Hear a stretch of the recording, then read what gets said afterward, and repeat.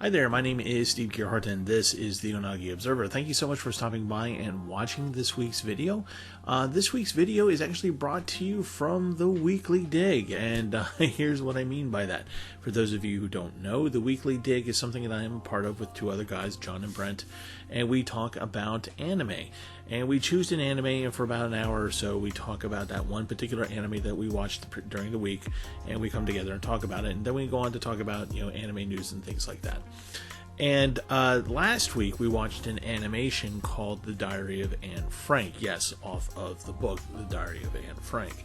And you'll notice that I used the word animation and not anime. And as we talked about it, we came to a conclusion very early on in our discussion of it. And actually, by the way, the link will be down below if you want to see that review. And since that day, I kind of thought about it, and this question keeps popping up. Is it anime? Is it manga? Because people have kind of differing opinions on what that means and how you define that. So I just kind of wanted to do a little video on that subject and give you my 2 cents. So let's get into it. Okay, just to give you some type of context behind why I'm doing this video. So we watched the animated movie Diary of Anne Frank when we decided to do the review. The three of us all together pretty much came to an agreement that this was not anime. And we looked at it in a certain fashion. We looked at it, was it structurally, was it stylistically animation? And we decided that it wasn't. It was good animation, but it wasn't anime. So that was our take on it.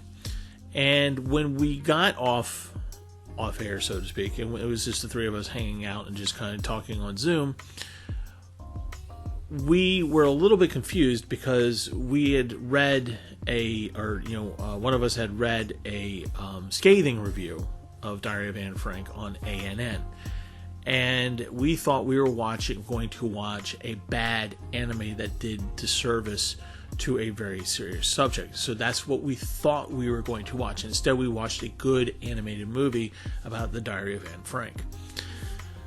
And so we felt misled, and we kind of looked at it, and we brought up the review, and the three of us, all three of us read it together at the same time, and what we discovered was that the person who was doing the review, it was done in 2013. By the way, the movie was done in 1995. The reviewer of the Diary of Anne Frank made an assumption, and the assumption he made was that this was indeed anime, and the source of the reason why he decided that that this was, or assumed that this was anime, was for the simple fact that it was made by a Japanese animation studio in Japan. Therefore, it's anime. Not really. And he goes on to say certain things that kind of clued us in as to why, maybe he wrote the bad review that he wrote. And, saying things like, the character design for Anne Frank, a young Jewish woman hiding from the Nazis, was that she was not cute enough. Okay, yes, that's one of the tropes of anime. That's part of anime, character design. You make the girls cute or attractive, or in some way, shape, or form appealing. And he was very upset that Anne Frank was not cute. And this is one of the many things that he was saying that we thought was off base. And again, it comes back to this idea that because it was made in Japan, because it was made by a Japanese studio, and of course the voiceovers were done by Japanese actors, therefore this is anime. And he trashed it because he called it a really bad anime, not understanding that it wasn't anime. So here we have this problem that we come across sometimes in conventions and things like that, and these assumptions that sometimes the manga that we read and some of the anime that we come across is not actually anime or manga because they're not being made in Japan, or they're not being made in China or Korea or some Asiatic country by a native Asian person, meaning that the person comes from Korea, Japan, or China directly. They might work here in the United States, but that's where they're from, so that's the culture. So basically they're saying is that if it's not from the culture itself, the physical culture, meaning not from Japan or not from someone who's actually authentically Japanese and not like half American, half Japanese, whatever, then if it's not coming from that, then it can't be anime. It can't be manga. And unfortunately, this kind of idea of cultural grounding or definition or defining something due to culture is not unique to this situation. For example, the work that I do, I work with beer, wine, and spirits. And an example of this would be champagne. A lot of people don't know this, but if it doesn't come from the Champagne region of France, it is not champagne. It has to be called something else. Here in America, when we make champagne, we have to call it sparkling wine. When the Spanish make it, they have to call it cava. It's the same grape, it's the same process, same type of bottles, same type of corks, same everything. But because it's not from the Champagne region of France, they're not allowed to call it champagne, even though it's champagne. So that's part of the problem. So, here we have people who believe that if you're not Japanese, straight up Japanese, or you're not from Japan originally, or you're not from Korea or some Asian country where manga and anime animation is a big deal, then it can't be. If you're an American, you can't do it. Like, for example, the manga, I don't know if any of you remember this one, Dramacon, was written by an emigre to Canada, if I remember correctly. She was originally, I think, from Russia, I think, and her family immigrated to Canada, and she loved anime, and she did this manga.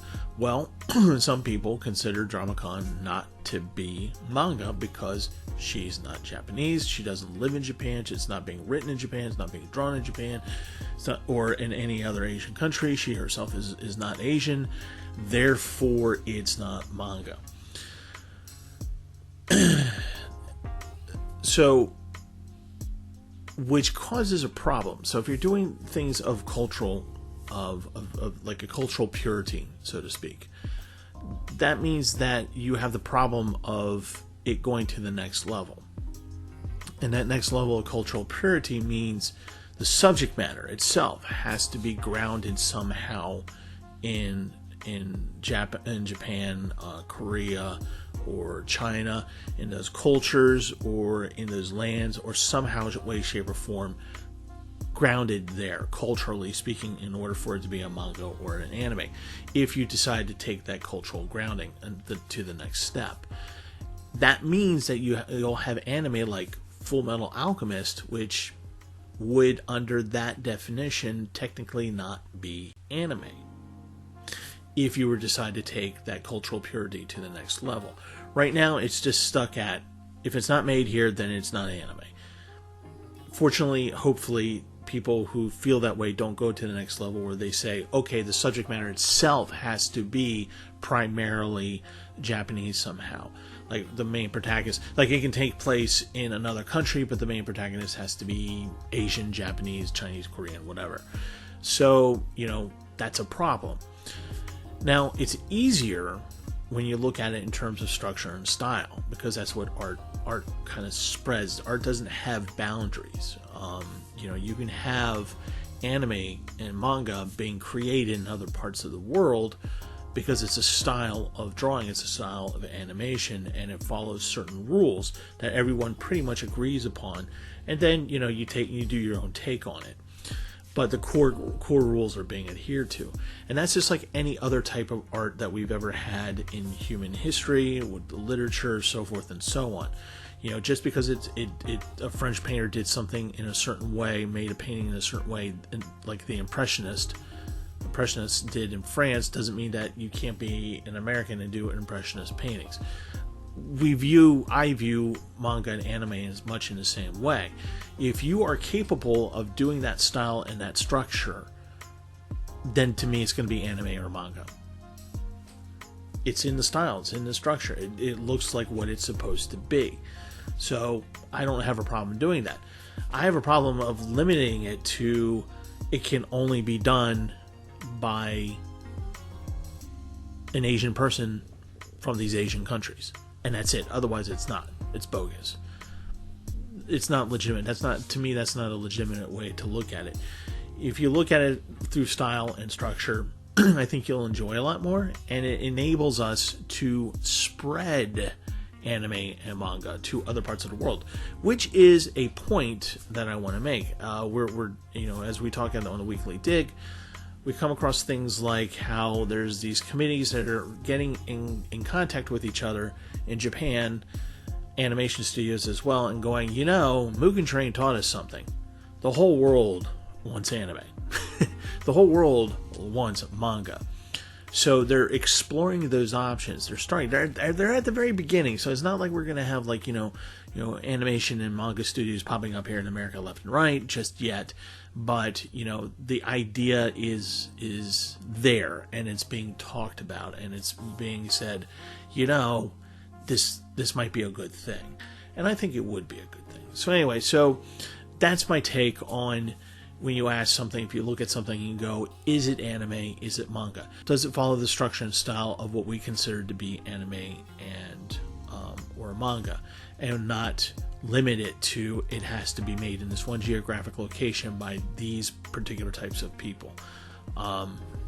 Just my 2 cents. What do you think? Put your thoughts and feelings. Don't troll. Be nice. Down below, and see what kind of discussion we have. Okay, so that's it for this week. Thank you so much for listening to me on the soapbox here.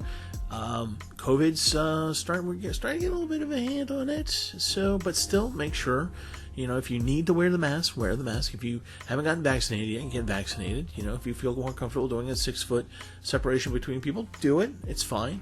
Go for it, because we're going to start getting our conventions back, and we'll be able to see each other in person, and wouldn't that be great? I'm going to Otaku, as far as I know. Going to Otaku, and it would be great to see you guys there and talk to you face to face. All right, thank you so much. Love you guys, and I'll see you next time.